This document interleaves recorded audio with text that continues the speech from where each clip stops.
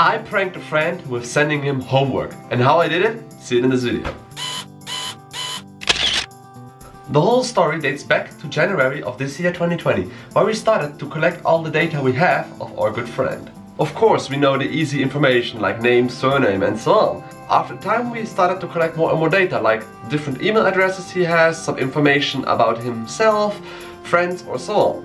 And Corona helped us a lot, because thanks to Corona, people got homeschooling and got their homework via email. And after a bit of time, we also collected his teacher names and the subjects those teachers teach. With all the information we found out at school, which class he's going, which classmates he has, and a lot of more different things of the teachers and the school itself. This seemed to be very useful later on, like how the emails are built. And then the hard work started, to find out what he's actually doing right now in his school.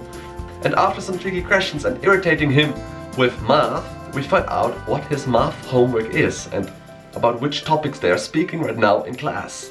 What me and Johannes did then was looking for a sheet or a paper or some homework stuff we got to send to him, to try to get him to make this homework. So Johannes got some math homework in and he sent it to me, and then I started researching the mails of the teachers, how they built, who was the math teacher, and then we created an email address with the name of his math teacher. And then we wrote the email address saying, "Hello students, I forgot to send you this worksheet with the last email. The pages 17 to 20 and 24 to 26 needs to be done until Friday 13 o'clock and being sent back to me. The rest of the worksheet is done voluntarily. Have a nice week. Goodbye, your math teacher." Now I took his email from the sheet we made before and put it into the sending. Well, when I sent homework to his class, only one name is not enough in that email, so I needed to come up with a creative idea to get more emails into that way. So what I did, I googled the most popular boys' names of 2001 and the most popular girls' names of 2001 and combined them with the most used surnames in Germany. Then I put it some at gmail.com, at gmx.de, at web.de behind it, and voila, it was finished. So finally we had an email with at least 13 persons to send to. And then the tryout started, because we had multiple email addresses of him and trying to find the correct one. And then we started to try it out. So first we started with petersmith@web.de. Nope, didn't work. peter.smith at web.de. Nope, also got an email back that the email is not available. And it carried on and we tried like 7 to 8 email addresses. At one point I actually became so lost that I was nearly before writing to his teacher that he's good with, if I can please get his email address where his homework is sent to prank him. But I did one mistake in the whole part. At one point I understood my friend wrong, saying that all his homework will come in at minecraft.fan@web.de. So I also sent the email to minecraft@fan.web.de. The only problem with this is that this is an email address he's not using very often, and later on it looked like his homework is not coming in there. So we now sent our email, our prank email, to the friend, to the wrong email address that teachers don't have, so it was only damned to be failed. After some emails from strangers that I obviously sent an email to, saying like, "Hey, I think you sent it to the wrong person," I got a response back from Peter.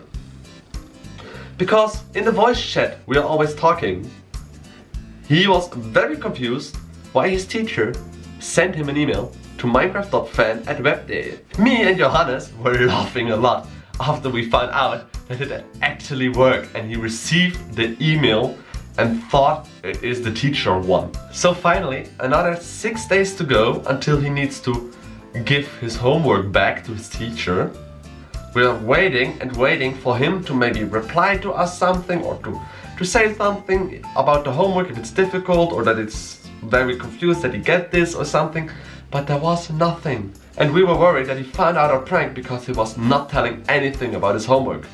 So the date to send it back was Friday at 13 o'clock. On Monday I asked him about his homework and if he did it and sent it to his math teacher. And he was like, "Huh? Why you know about homework? About my homework?"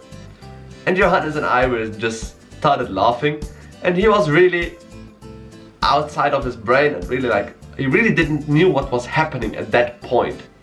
After some time he got it, and he immediately disconnected from the voice channel.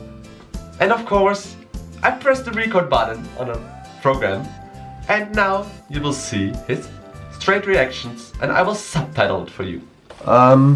Ich wollte eigentlich mal kurz mit dir über etwas sprechen, ganz schnell nur.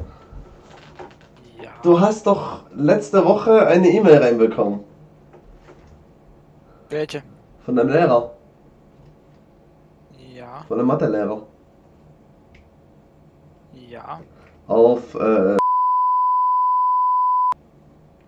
Ja. ja genau. Aber die Ja. E-Mail hast du doch auch auf deinem anderen Ding reingekriegt, oder? Nein. Nicht? Nein. Auf... Warum fragst du? Hast du die Aufgabe denn schon gemacht?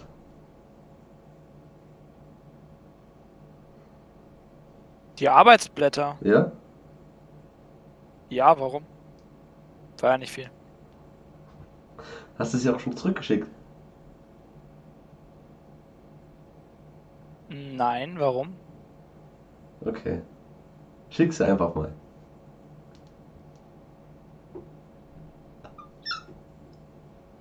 Hugo, nein.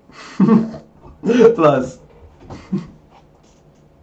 Nein, du hast mir die nicht. Hugo.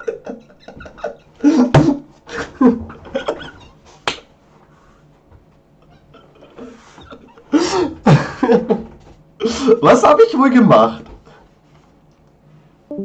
So, our prank worked. He did his homework. Sadly, he was too late with sending it to his teacher, so we could not get that reply back. For my part, it was quite funny to do it, and I laughed a lot while sending it to him. And maybe you want to try it with your friend. For that, I will see you in the next video. Have a nice day, and goodbye.